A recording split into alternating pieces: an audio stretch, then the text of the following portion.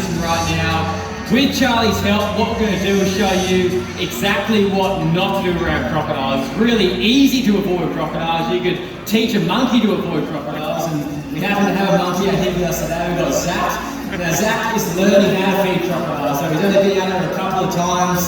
So he's going to see how it's all done today. He's going to watch my back, make sure I don't get grabbed and eaten by Charlie, hopefully not. But what we will do is show you how Charlie works. So he is hunting exactly like he would do in the wild. He doesn't need to water the surface. He's tracking through vibrations, like Zach's tapping his feet, and what Charlie's doing, he can feel those vibrations. So he knows exactly where Zach is without having to pop up, show himself. But the big mistake people make up in Northern Australia isn't just standing too close to the water within the strike range.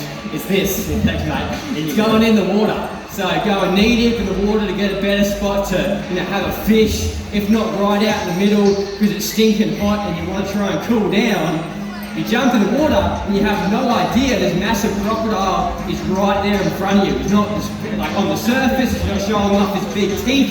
He's hunting, he's cunning, and he's trying to remain unseen. He wants to make sure the animal stays in the wrong spot for as long as possible, so he has the best chance of striking out and grabbing it. Now the thing about Charlie, he actually grew up in a crocodile farm. So he doesn't always act like a wild crocodile should, or exactly how we want him to. They've got a frontal lobe in their brain, so he's smart enough to know exactly how this demo goes. He's like, I know I want you to bring me out here, but I'm going to keep swimming this way and try and catch you off, because he wants, instead of the piece of food in our hands, he's not going for that, he's going for us. He wants the big piece of food, so he will make sure that he can try and work you as much as we're trying to work him to try and catch you out to hopefully get a nice big feed. So as he moves through the water, come on boy, we're trying to get him to turn over this way.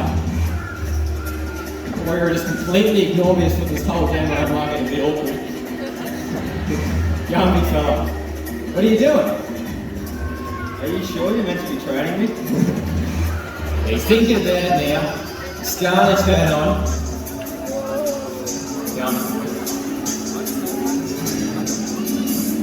Now as he comes in a bit closer, have a look at how his body moves. So he'll pull his legs forward and he'll get a big kink in his tail, and that's him sort of getting really poised for his strike.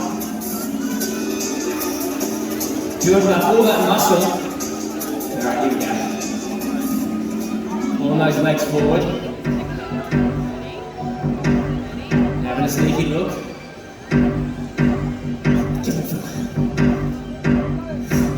Doing nothing. Get a bit closer. Thanks, Zach. Right, here we go. He's thinking about it.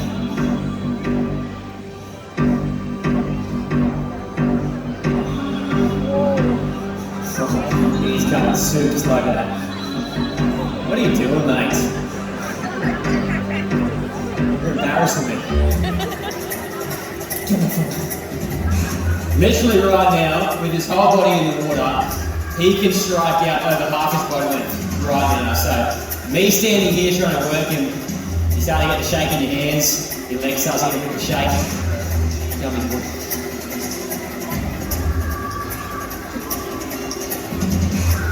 Sausage? Let's go with tails. Let's try tail again. This is a Charlie demo. He just does whatever he wants to do. We'll try and get him over here and do a couple of these tail walks. See if he actually wants to put on a strike and do something in this demo instead of just hunting us. But the cool thing about working with crocs is it's all on their terms. They're an apex predator at the top of the food chain. So as much as we try and get them to do the stuff with the demo, again, it's all on their terms. If they don't want to do it, they just don't do it. So we'll see how we go and see if he wants to do a couple of strikes.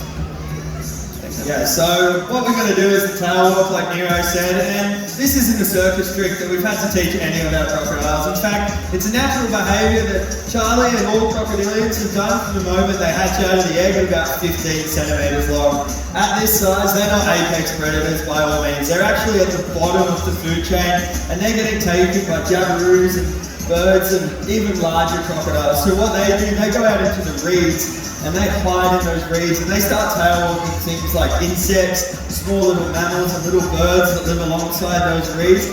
And obviously as the crocodile gets larger, so does their food. And they can tail walk up to Charlie's size and even larger. And at this size, they're tail walking things like fruit bats, magpie geese, silly zookeepers overhanging their arms. If you want some stretch, no, you're lucky today in Euro. But basically, these guys are going to be doing this from the moment they hatch out, like I mentioned. Now, Charlie, he is the king of the tail walk, despite him not actually wanting to do anything today. He's what we call the king because he can get his bottom jaw up above this rail. So if he really, really wants to, he can shoot up, blink of an eye, and perform an awesome tail walk. So what you'd actually see if you were nearer than I am right now, you'd actually see he would be planting those feet on the bottom of the pond. Now this pond is obviously crystal clear. It's designed so you guys can see how the crocodile hunts out in the wild. So where they live, it's deep, dark and murky, so you wouldn't be able to see that. But you've got his feet on the bottom of the pond. He's got that big large tail which he actually uses to propel himself up and out of the water. Now inside of their jaws they've got 3,500 pounds per square inch of closing jaw pressure. When they do come together they make a bit of a popping noise and that's bone on bone closing jaw pressure. Now only second to this is the hippopotamus at about 2,500. So there's a lot of pressure inside of these jaws and they make a really, really good popping sound when they do get close together. Now Charlie, he was rescued from a croc farm like Nero was saying. They brought him here in 2002. So because of the way he was brought up, doesn't like people at all. And I don't really blame him being brought up in a croc farm. It's somewhere no crocodiles need to belong. But even though he was never out in the wild and he was brought up in that croc farm, that tail walking instinct has still stuck with him no matter what. Now hopefully you will get to see him perform a tail walk today. What do you reckon? Maybe. And a little bit ready. Can't actually see where I am, so hopefully he's performing up here. But he actually featured in one of Steve's crocodile hunter videos, Collision Course. They used him for the fact that his tail walks were in fact so large. Now, if you were to look at him right now, when they go underneath the water in that dark, deep, murky water, they'll close their eyes, but they have what we call a dictating membrane. Basically, it's like a pair of goggles that these guys are allowed to have. They can see under the water just the same as they can see on land, and they can sit there and hold their breath for up to 7 hours, and that's something we've learned. So when you are up in far north Queensland and you're lying over a large melaleuca, it looks like a beautiful place to go for a fish with some barramundi, read a book, have a couple of beers. You've always got to be wary that right underneath you could be a tail walking croc. Because you haven't seen one in 1, 2, 3, 4 hours, doesn't mean that there's not going to be one there. Like I said, 7 hours they can hold their breath, so they can be there for an incredibly long time. Just waiting. Here we go. Now he's doing something. Come on, Charlie, you can do it. Don't make me go look like a liar. Here we go. That little coughing sound, that's that bone on bone closing jaw pressure that we did talk about. Now let's see if we go again. He's done one. He's ready for number 2. Come on, Charles, show us another one. There we go. You can see he's tilting his head up. He's putting those feet on the ground, uses that tail. So when you are up in far north Queensland, always be wary of the tail of the croc. You literally just cut that snag in half when you did it. What? That's a Let's try to do a creek fence.